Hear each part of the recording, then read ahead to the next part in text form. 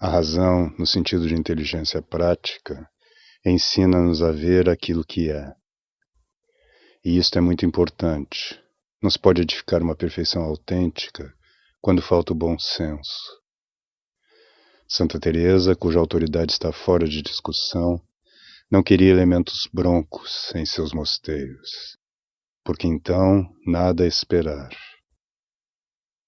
É preciso que haja um julgamento reto para permitir à alma corrigir-se e avançar na virtude.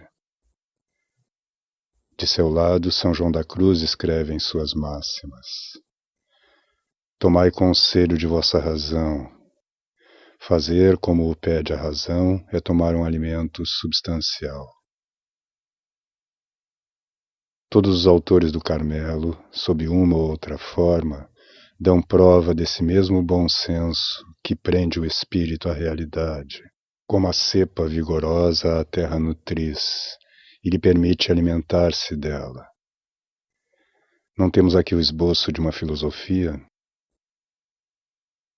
mas acima do sol da razão brilha o da fé. Pela fé, outra realidade, infinita esta, vem juntar-se à primeira.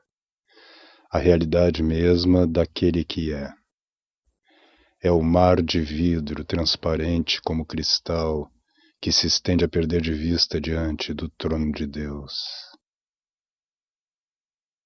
Da fé e da razão conjugadas nasce no cristão uma espécie de bom senso sobrenatural que lhe ensina a considerar as coisas tais como são, em definitivo, aos olhos de Deus. Uma vida espiritual um pouco séria apresenta-se como um esforço perpétuo para ser verdadeiro, para ver claro em toda circunstância, com um olho tornado transparente pela pureza de intenção e iluminado pela fé. A própria mística é o simples desenvolvimento desse realismo sobrenatural. As almas virgens, como aquelas que se convertem, não ouvem elas sem dificuldade o apelo das alturas, o convite a serem verdadeiras até a perfeição do amor? Psicari, voltando à luz, dizia: agora trata-se de ser lógico. Mesmo o mais irracional da vida interior, obscuridades, purificações misteriosas, não tem mais que o objetivo de retirar a alma à força do domínio das meias certezas, a fim de habituá-la, por meio de um penoso exercício, a só ver o que verdadeiramente é. De um lado, a sua miséria de criatura, e de outro, a infinita grandeza de Deus. Assim, a aventura espiritual descrita por São João da Cruz sob a forma de uma evasão noturna nada tem de imprudente. É uma empresa razoável. A alma aí está em segurança. Mas é difícil ser verdadeiro até esse ponto. No plano natural, basta abrir os olhos para ver o objeto que se nos impõe com evidência. E ainda aqui os preconceitos e as paixões se misturam ao trabalho do pensamento. Na vida espiritual, as ocasiões de erros são ainda mais temíveis. Não é fácil ver claro, porque as concupiscências e a imaginação se unem a fim de nos arrastar para fora da realidade. A tentação e o pecado lançam-nos para além do que é. Ser tentado é precisamente não ver as coisas tais como Deus as ordenou, no contexto em que elas se inserem quando seu uso é regulado pelas leis da moral ou do sobrenatural.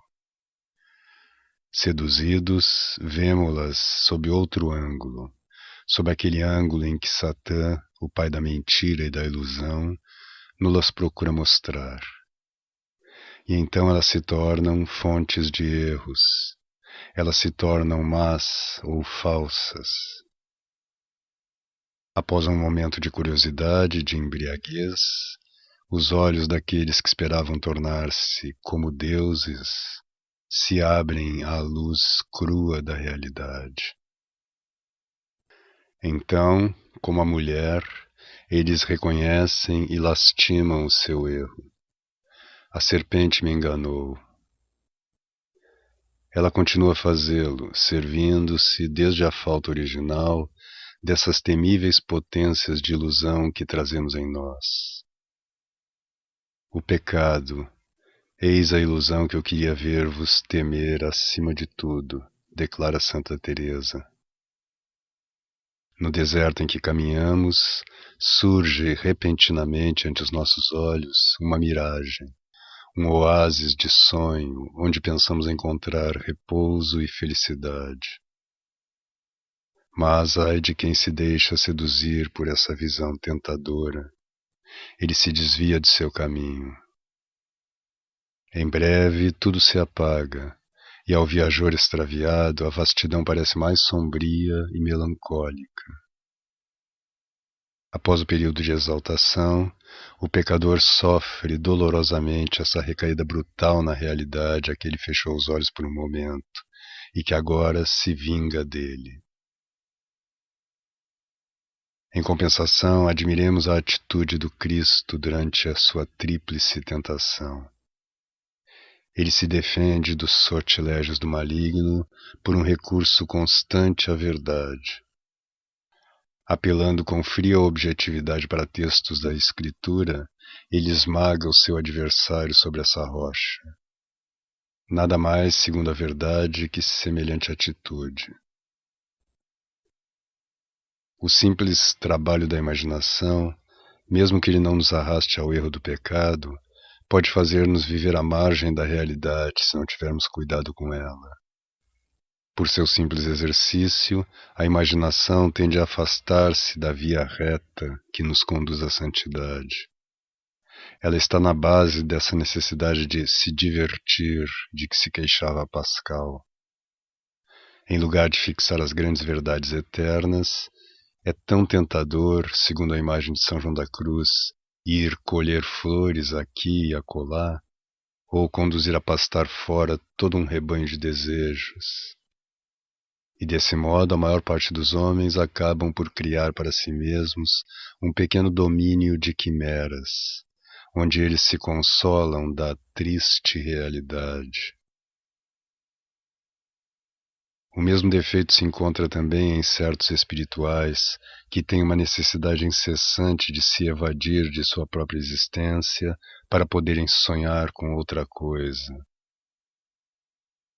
Eles gostariam de imitar a via deste ou daquele, mas a sua própria lhes repugna. Eles imaginam de boa mente que atitude tomariam em tal ou tal possível dificuldade, mas encontram-se desamparados em face de suas provações atuais. Essa mania do irreal persiste. Mesmo as almas boas têm dificuldade em aceitar as suas vias. Por isso, entre os defeitos dos progredidos, São João da Cruz nos assinala pequenos sentimentos de inveja para com outros dotados ou cumulados de bens espirituais mais abundantes. E, por prudência, ele chega até a aconselhar que desconfiemos do desejo impestivo de imitar a vida deste ou daquele santo, porque ainda nisto se misturará muitas vezes a necessidade de evasão. Uma única via pode ser imitada sempre e por toda parte, a do Cristo nosso Senhor, porque só ela é plenamente verdadeira. Tudo que não for construído sobre essa pedra angular do Verbo desmoronará um dia. Os muros da Jericó de sonhos, laboriosamente edificados, caem ruidosamente por terra logo que ressoem as penetrantes trombetas da realidade. O que se chama experiência, esse pequeno reajustamento à realidade, só se estabelece entre a maior parte dos homens através dos escombros de uma existência. Para que esse desperdício? A fé e a razão permitindo-nos-iam adquirir tudo isso sem que fossem necessárias cruéis decepções. Santa Teresa do Menino Jesus, A mais jovem das mestras de noviças sentia-se com alma de ancião, por ter frequentado assiduamente o Evangelho e se ter mantido durante toda a sua vida na verdade. Como todos os santos, ela nos ensina, acima ou abaixo das tentações, das fugas da imaginação, a pôr constantemente em exercício nosso bom senso sobrenatural, a fim de procurar ver em tudo o eterno, o imutável. Cavando a areia das aparências que se amontoam em torno de nós, acabaremos por descobrir a rocha. Antes de tudo, a nossa alma, única realidade estável e durável que nos é dada imediatamente, fonte permanente desse jorrar de vida cujos efeitos comprovamos sem cessar em nós. É preciso que nos a tornemos presente a fim de que a possamos moldar para a eternidade, porque ela permanecerá eternamente o que a tivermos feito na terra com o auxílio de Deus. E depois, no coração dessa primeira realidade, descobriremos outra, infinita. Deus, trino e uno. Ele habita na alma, e é aí que o bom contemplativo deve procurá-lo.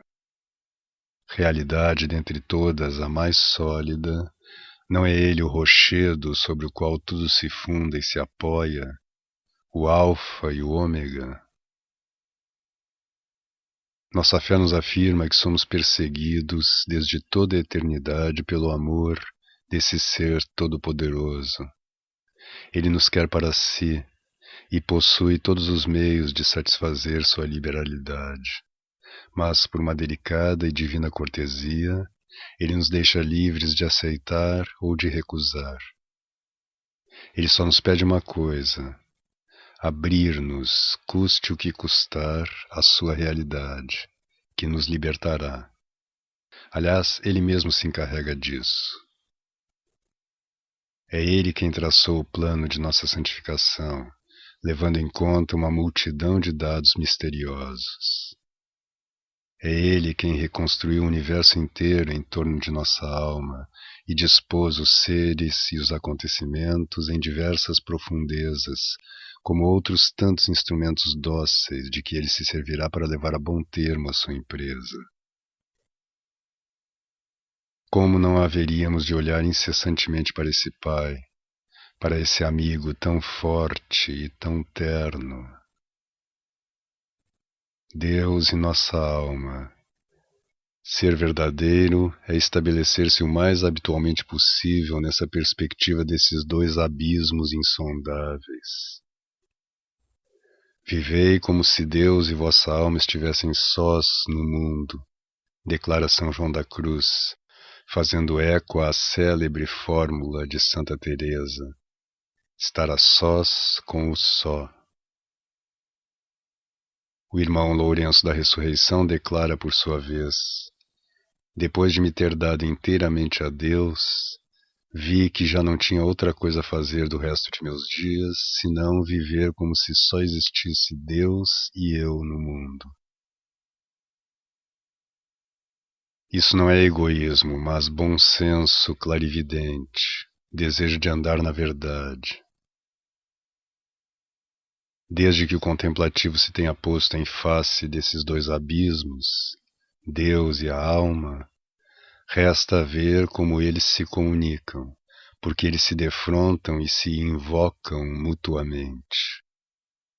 O abismo da pobreza chama o abismo da riqueza, o único que o pode cumular. A alma pergunta, olhando para Deus: qual é o caminho de vós a mim? Esse caminho é o Cristo verdade, no qual é preciso que nos santifiquemos, apoiando-nos num pequeno número de meios autênticos.